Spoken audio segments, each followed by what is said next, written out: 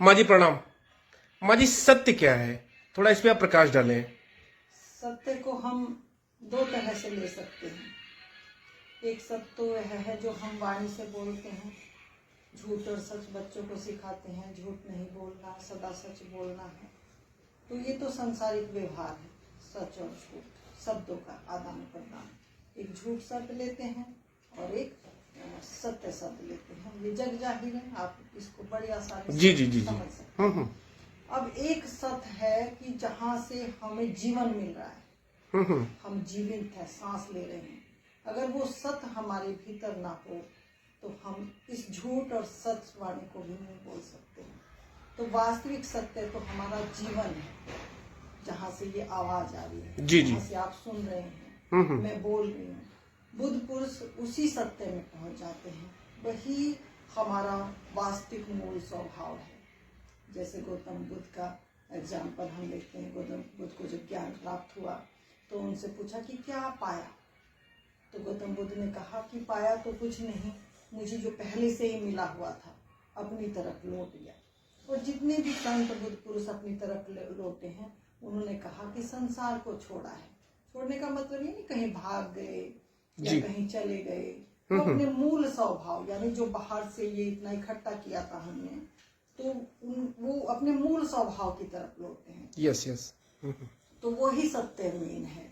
और उस सत्य में पहुंचकर फिर हमारी वाणी सत्य होती है, हमारा देखना सत्य, क्योंकि इक्वलिटी आ गई, एकपन आ गया, द्वंद्व चला गया। द्वंद्व जो हमारे मन के कारण थे, हमारी दृष्टि स्पष्ट होकर निर्मल हो गई। यानी उसको ऐसे भी कह सकते हैं कि परमात्मा की दृष्टि, परमात्मा का देखना।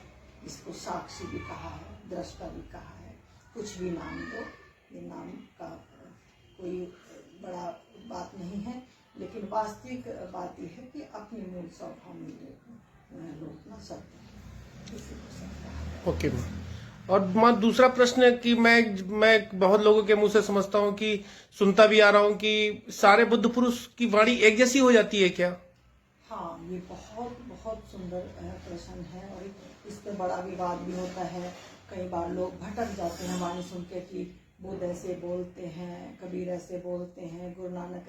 ये भाषा शैली का अंतर है।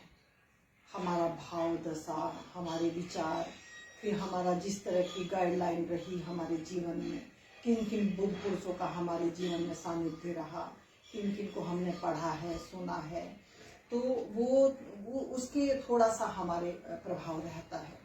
तो सत्य तो एक है, सत्य तो दो नहीं हो सकते। तो लेकिन जो सत्य में ठहर गया वो भाषा शैली को भी दरकिनार करके सत्य को पहचान लेता है। लेकिन जो मन के अधीन है, जो धारणाओं में बंध गए हैं, तो वो कई बार सवाल उठाते हैं कि नहीं, ओशो ने ऐसा बोला है, राधा स्वामी ने ऐसा बोला है। वो केवल भाषा शैली का अंतर है, सत्य एक है। और सत्य में जो ठहर गया वो उसकी वाणी सत्य ही होगी। ओके माँ। और मैंने कई लोगों के ऐसे मुंह से सुना हुआ है कि आप जो है ओशो की नकल करते हैं या बुद्ध की नकल करते हैं, तो क्या ये नकल और सच में कुछ अंतर डिफरेंस भी होता है क्या? एक्चुअली जो सत्य में पहुंच गया वो ऐसा बोल ही नहीं सकता। जब हम पूर्ण होते हैं, पूर्ण का मतलब पूर्ण दृष्टि, पूर्ण का मतलब कोई ये नहीं कि आप कहीं अंतर आकाश में उड़ गए या कहीं आपको सींग पूंछ लग गए। नहीं, पूर्ण का मतलब संपूर्ण दृष्टि। जब संपूर्ण दृष्टि हमको मिलती है तो एक में एक समा जाता है। सब उसी घाट के हैं, घाट अनेक हैं, कुआं सबका एक है, पानी सब में एक है ना। तो जैसे कबीर ने कहा है, कबीर ने बड़ा सुंदर उदाहरण दिया है कि घाट अलग अलग है, लेकिन जो उसमें पानी है वो सब में एक है। तो मैं नहीं मानती इसको। तो जो ओशो ने कहा है अपनी वाणी में, उसको भी हम कह सकते हैं, गुरु नानक का भी ले सकते हैं। भाषा शैली है, वाणी है, लेकिन सत्य तो इक्वलिटी का नाम है। सत्य द्वंद्व मुक्त है, वो अपना होना है। सत्य साक्षी है, सत्य दृष्टा है, और वो कहीं से आपको शब्दों में नहीं ला सकती। वो आपका जीवन है। जब आप यात्रा पथ पे होते हैं तो धीरे धीरे अपनी यात्रा करते हुए अपने मूल स्वभाव की तरफ लौटते हैं। तो वही सत्य, और वही सब संत महापुरुष कहते हैं, सत्य दो झूठ के रंग अनेक हो सकते हैं, सत्य एक है, पूरी सृष्टि का एक है। जी माँ, जी माँ। आप कुछ और संदेश देना चाहती हैं साधकों को? संदेश तो मैं देती रहती हूँ, साधकों के प्रश्न उत्तर आते रहते हैं, क्योंकि मैं तो खाली हूँ बिल्कुल। मेरे पास ना प्रश्न है ना उत्तर है। डिमांड एंड सप्लाई का रूल है, जैसे ही कोई प्रश्न मेरे हृदय पर पड़ता है प्रतिबिंब, तो मेरे अंदर से उत्तर निकलता है। नहीं तो ना मेरे पास प्रश्न है और ना मेरे पास उत्तर है। बहुत बहुत आपका धन्यवाद। फिर मिलते हैं और प्रश्नों के साथ। आपको